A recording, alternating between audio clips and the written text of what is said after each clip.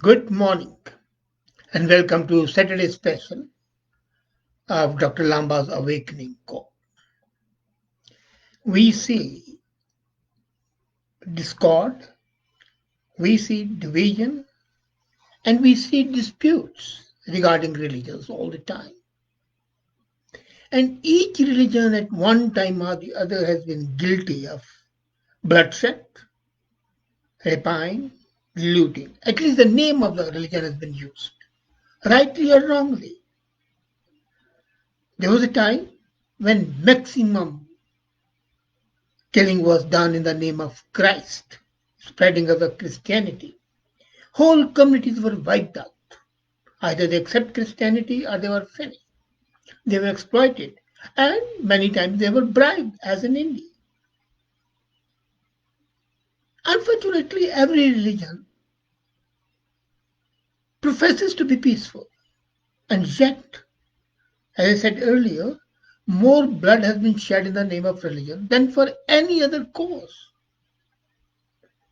Slowly and steadily, the absolute cruelty of the Catholic religion and the Protestant reaction to that gave peace to rational thought, to humanistic ideas, and the real Christian values took place of those distorted values. But Islam, even today, just creates absolutely opposing feelings. On the one side, we have the apologists for Islam who say the word Islam means peace. The others say it's a coverage for the terror, murder, looting, and so on. Who's right? I have many Muslim friends, and they're very sincere, very genuine, very authentic. And they say that Islam means peace, and etymologically, Islam does mean peace. If you look at the roots of the word, and my Muslim friends claim their religion to be the religion of peace, because Muhammad says at one place that if you kill one human being, you kill the whole humanity. They might forget the other verses, but then which religion is not contradictory in nature? And now, with the rise of Islamophobia on the one side and the defenders of Islam on the other, let's see why even some Muslims who are genuinely peaceful believe their religion to be peaceful and not an organization for spreading terror. Though it's a part of the religion to expand, they proliferate. But then so do the Christians. Only two religions do not go into expanding their empire. One is the Jewish religion, they don't believe in converting others. And the Hindus still recently, till some militant Hindu people came into being. And I sincerely, when I talk to my Muslim friends, I believe that what they're telling me the truth. They have been conditioned to think like that. I was reading a book, Wisdom of Jihad, published by Islam, question and answer. And jihad, according to that, means not only simply kill non-Muslims, rather the kufr, the infidel, whom they will fight. Now, who is kufr? Who doesn't believe in Muhammad? And that is when you say fight, when you say kill, either you convert, and even not only that, even the Muslims who leave Islam are supposed to be killed if they leave Islam. So until you enter the religion of Allah, you are always in danger according to them. And Egypt's leading Muslim clerk and Sheikh Dr. Ahmed Atiashi recently held a demonstrable falsehood. On April 30, 2020, not very far off, the Grand Imam of the world's most prestigious university, Al Azhar Cairo, declared Islam doesn't seek war or bloodshed, Muslims only fight back to defend themselves. And maybe this is partly true. Let's not very forget that, the reality. There was no reason for USA to go to Iraq or to Iran. There was no reason for the Britishers to come to Middle East, St. Lawrence of Arabia, create dissensions, set up empires. Then let's not forget, each religion when it starts is a revolutionary concept. It rises against a reaction to the existing mores. The Arab society was absolutely tribal and primitive. So what Muhammad did at that time was something which was welcome, not any longer. As a matter of fact, when that society changed, they should have been changed in thought. But somehow or the other, the society did not change, and those thoughts kept on being there. And that's not to say that there are not people who really say that Islam needs to be changed. As a matter of fact, there are two religions. Now, let me be very clear. One is Sikhism, the other is Islam, which are impervious to change. Both religions are hidebound and they don't want to change for reasons which are multiple reasons. But the reaffirmation of the grand conclusion at this recent mega conference in Al Azhar, it was dedicated to finding a solution to extremism. But it did not. As a matter of fact, jihad in Islam is not synonymous with fighting at all. Rather, the fighting practiced by Prophet Muhammad is one of its type and is to ward off the aggression of aggressors against Muslims. So if that is there, they are justified. Self-defense is the right given in any society. But is it really so? Secondly, if that is really so, why the killing of the Christians in Nigeria, in Somalia, and other places? They have not done anything wrong with them. But they would not tolerate it, that any other religion should come. Why the destruction of the Buddhist statues and the killing of the people? Why the oppression of the minorities? Why the Hindus should not be able to build a temple in Pakistan? All those things question. So the religion which was very revolutionary when it was set up was so hidebound and impervious to change that they thought that the ideas of the 14th century would be applicable in the 21st century as well. So ostensibly, it remained peaceful as far as the etymology is concerned, that the dictionary meaning is concerned. But the personal aggrandizement, the desire of some people, political leaders, to expand their empire, and some mistaken, misled so-called religious leaders, because they had to enhance their fiefdom as well. As a matter of fact, all first righteous caliphs and virtually all subsequent sultans and rulers, for them jihad consists of raiding, slaughtering, enslaving, and idly conquering non-Muslims, whether it was Gajwa Hind, whether it was the marauding Muslims taking over Spain and killing hundreds and thousands of the people, whether it was Tamur and Nadir Shah invading India and killing millions of the people. Holocaust, genocide. Those were the terms which should be applicable to them. But then on the other side, look at the beauty of Islam. The Sufi poetry, the spiritual content, nobody can deny. And Sikhism by itself is impacted a lot by the Islamic tenets. Of course, that's something we'll take up in a different time. But the fact is that the Muslims have been conditioned to think that's the religion of Islam, and they are more sinned against then sinning. Even ordinary things which we would take in normal course of time as state policy is translated into a religious dogma. You go to Iran, Iraq, or Iran, and it's not to do something wrong to the Muslims. It is basically a political decision, but it's interpreted by those people in the shape of being oppressive to Muslims, which is not so. Which is not so. Really, when the Britishers and the Americans went to Middle East, it was for the sake of oil and not for enslaving Muslims, not for dividing dissensions among themselves. They did create dissensions, but that was the original policy of divide and rule.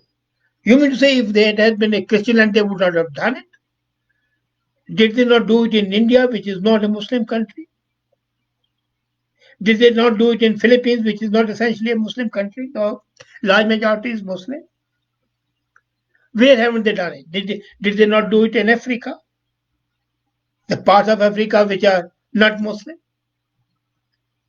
So, what the Muslims have been misled to believe is that a political decision is misinterpreted as a religious decision.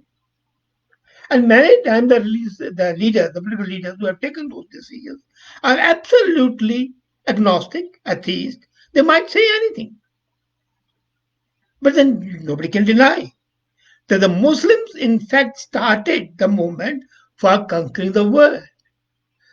Look at the map of the Muslim world today, and you realize the vast majority of it, the whole of the Middle East, the North Africa, Turkey, Central Asia, extending as far as Pakistan, and even further, were taken by the violent quest, whether it was Muhammad bin Qasim, whether it was Nadir Shah, whether it was Kubla Khan, whether it was Muhammad Ahmad Shah Abdali, or whatever. They came with sword to kill and to take over. And in the heyday of Islam's expansion, took entirely by force. Now you might say that the same had been done by the Portuguese, French, and the Britishers. They did everything by force as well. However, we have got to see that dismissing what Al-Tayab says a lie would not help. Let's see what the Muslims insist to one another. I mean, say, that would show the reality. In fact, Al-Tayab was not addressing Westerns but fellow Muslims. And he was saying that jihad is defensive to consolidate them. The fact is that the overwhelming majority of Muslims, even the terrorist variety, are like most people committed to seeing themselves and their religion as the good guys. That's the paradoxical nature. The Christians advocated Christianity because they wanted to save the souls. And the Muslims, they want you to enter the gates of heaven only because if you believe in the religion of Allah. They consider themselves to be good guys. They think they're doing a favor to it. As such, there is an implicit agreement among them to present their religion as according to the initial concepts of justice. And very interestingly, Muslims refer to the historic Islamic conquest not as conquest but as openings. For example, they never referred for the reason. The Muslim use the word futuhat. Futuhat is an Arabic word which means opening for the light of Islam to enter. Or fatah in singular, as the Palestinian group calls itself, fatah is victory.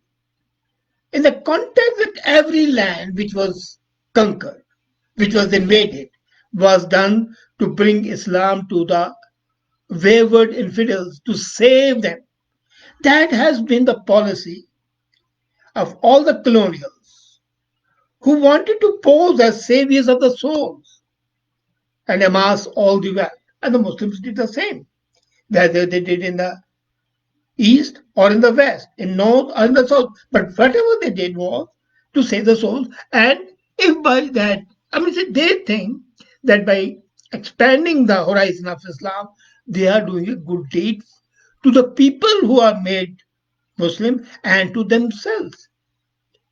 Can you believe that even the sadistic mass murderers and pedophiles, as Ottoman Sultan Muhammad, or Mehmed as he is known as Muhammad the Opener, it was he who brought Islam's light to Constantinople in 1453. As a matter of fact, I was really happy to read what Dr. Ahmad Abdul Mayer, an Egyptian researcher, political analyst, he said, suppose Donald Trump, instead of banning immigration from the terrorist countries, was and being denounced for that, would only say that I'll follow the Islamic tradition and offered American Muslims three choices: either convert to Christianity, pay jizya, or live as second-class citizens. What would you call him? You'll call him xenophobic, you'll call him racist, you'll call him Islamophobic, and everything. And but that's exactly what the Muslims themselves do.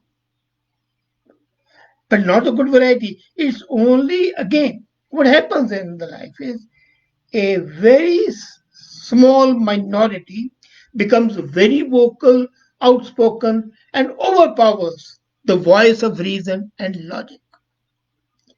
Now, the word futah, the opening, shows their openness. Look at their opening for the light to go and remove darkness. So, we are the religion of peace. Light is not never associated with cruelty. Light is ennobling, peaceful. So, the Islamic openings through which homes, fortresses, and territories were devastated are a part of Islam. So, that concept makes even sensible Muslims believe that it's a religion of peace.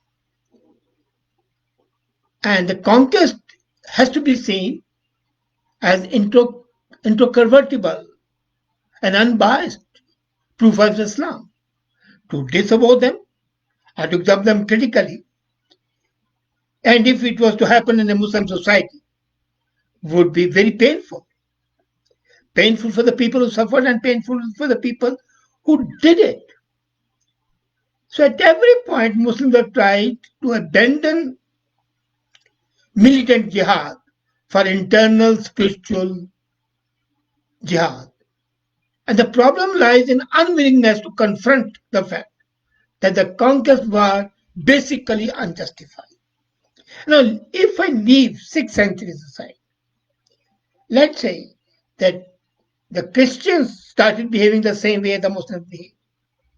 But after 5 centuries, in the 14th and the 15th century, the age of Renaissance dawned.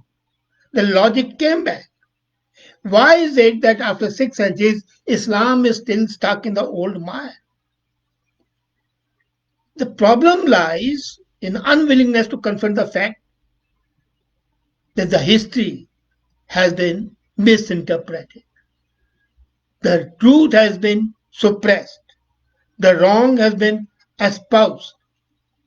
And as a matter of fact, it's time now for the Muslims to think that the so-called liberation was not liberation, but it was occupation. So when the average Muslim learns about the ugly reality of Islam's past, and he apostatizes in his heart, remains Muslim in his name. That's why people like Hirji Ali, Tariq Fateh. And in other words, the problem is not just that many in the West are being deceived about Islam. Hundreds of millions of the regular Muslims believe they are peaceful. And they believe it very sincerely. This is because of the conditioning of the mind. So what is required is enlightenment, giving them exposure to people who are not in the university. I'm not talking about them, but the so-called madrasas and everything. It's time to change the society, bring it in tune, and you can believe it can contribute to the world health rather than being branded what it has been proving to be so far. As I said at that time, it started as a revolutionary religion, great revolution, equalizer, gender equality to begin with, casteless society, no discrimination, and then what it degenerated into? Wow, that's a tragedy. But the tragedy for me is not that the Islam is associated with that. The tragedy is that the millions of real good Muslims believe that their religion is absolutely peaceful. And that's a contradiction which has got to be resolved. And when that's resolved, it shall be a better world for everybody. Think about it. Thank you.